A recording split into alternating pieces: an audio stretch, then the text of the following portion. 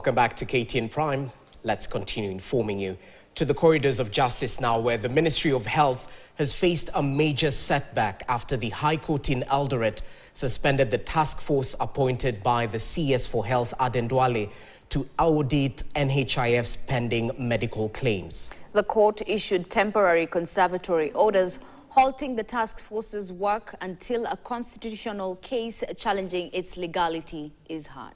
Gloria Milimu with that report.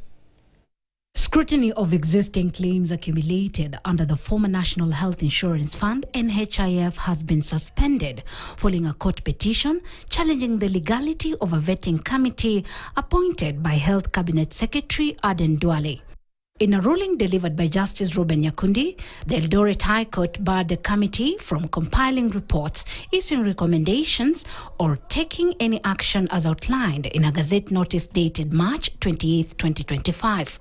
Further, the court has also barred Health Cabinet Secretary Aden Duale, the Principal Secretary, and the Attorney General from facilitating the committee's operations or acting on the basis of the Gazette notice. Additionally, all named respondents, including task force members James Masiro Oj, Dr. Anne Wamai, Catherine Mungania, and 16 others, have been directed to file their responses within 7 days. Nakuru-based Dr. Magare Gikenyi, alongside other activists, filed the petition, arguing that the formation of the committee lacked legal and constitutional basis, dismissing it as a roadside declaration without statutory support.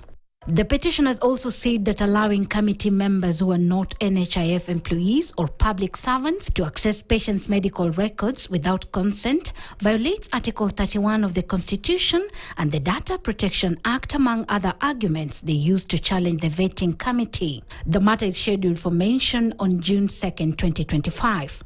Gloria Milimu, KTN. Staying with health, a standoff